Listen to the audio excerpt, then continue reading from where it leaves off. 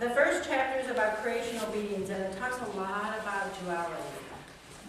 Does everybody really understand the creation of duality? I just sort of touch on it in the book, but I mean, do you really understand it?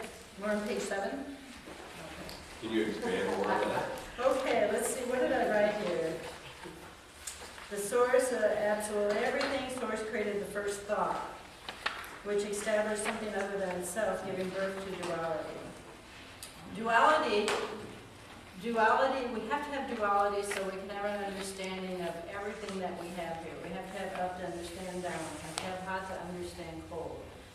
So duality is really important in this realm. There isn't always duality in the other realms. In this realm there is. Duality allows source to experience time and space. Time and space, it creates the beginning at the end of an inside continuous creation. Let me try to explain. I was thinking about this morning, my 4 hours of meditation, trying to get more information to share with everybody. Duality is it's like we're source and we're souls. It's like what I was talking about this morning when I was sharing this with Jim. I said, okay, let's take a pie. So we have a pie, okay? Say we have a pumpkin pie, sounds really good. And then you cut the pie up, and then you take a piece out.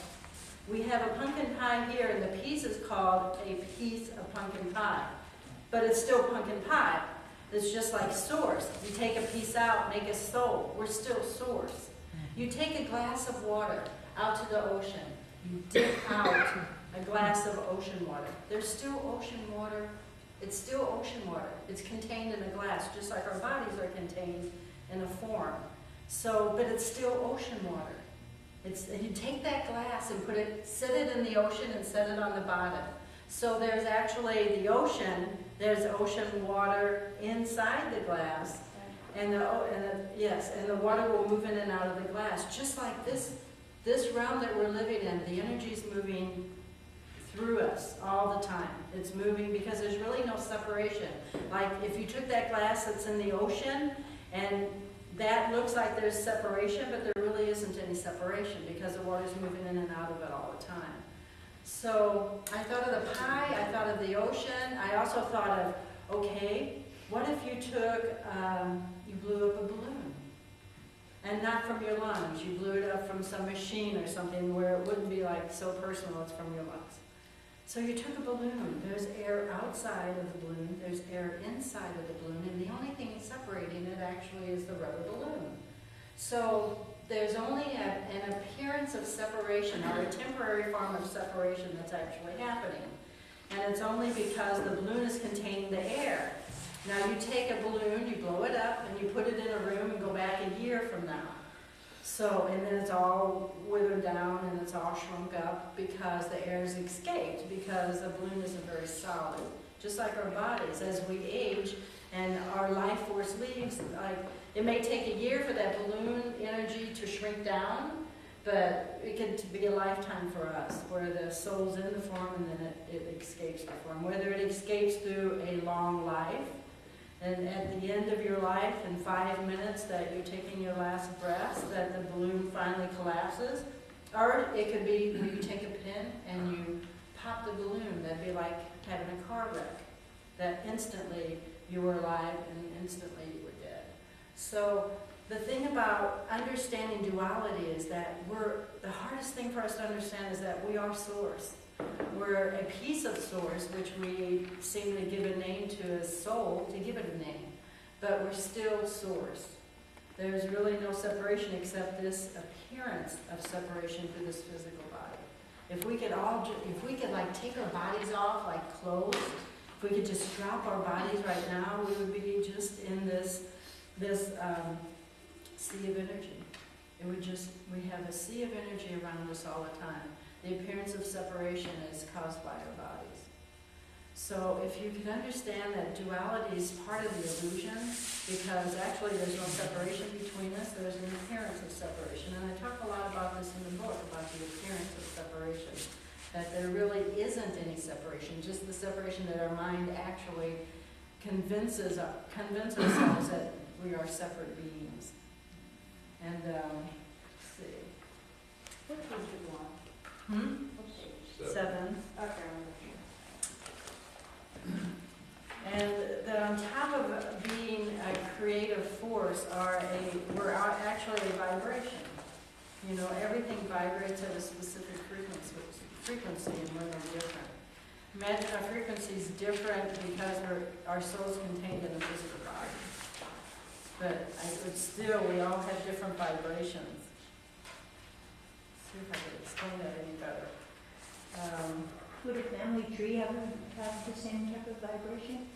No, everything vibrates differently, but I guess it would have some similarities, you know. I think when I was talking about, okay, here's another example. I thought about this morning during my meditation, was that, okay, everybody understands that you can take one cell out of your human body and make another human. All it takes is one live cell to make another human body, another human being. So what do we have? Trillions and trillions of cells within our body. So what if we were source, okay, and we expanded? We have trillions and trillions of cells that go out into the ethers and create billions and billions of trillions of us. And then they create trillions, and then they create trillions. That's infinity. It's all about, if you could see how our bodies represent sort of infinity in that way, that each cell can actually make another human being. Well, Source did the same thing, but not with cells, just with vibrations. That Source expanded, creating something other than itself, but it really is of itself. Just like if we used our cells and we expanded, and our trillions and trillions of cells made trillions and trillions of more of us. You know, they would be us, but they wouldn't be us. They would be an aspect of us, but they would have the same powers as us as human beings. You sort of understand? Is that, I know it's a hard concept. This will be a hard chapter to express.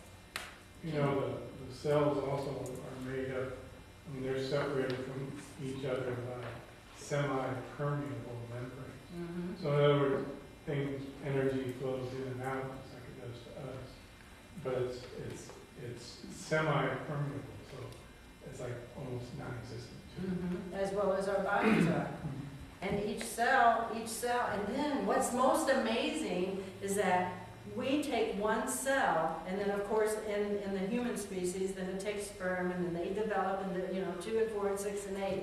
But what determines from that one cell, which has the complete blueprint of another human being, where is the intelligence that tells this cell to be a liver, this cell to be, your skin, this cell to be your stomach? There's an intelligence that's in every cell. Well, the same intelligence is in the universe too. What decides this becomes a nova, or this becomes a planet, or that becomes a galaxy, or this becomes a moon? I mean, there's actual scientific reasons this stuff that happens, but what determines that? There's an intelligence that's in every cell of our body, and that's in every molecule, every photon, that this intelligence, and that intelligence is Source.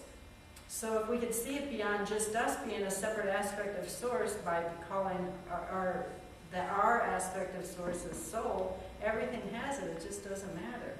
That life force or that life intelligence is in everything that's created. Even like the building also has it, because you can't take the life force and mix it together and make a building and there's no life force in it. There's life force in everything.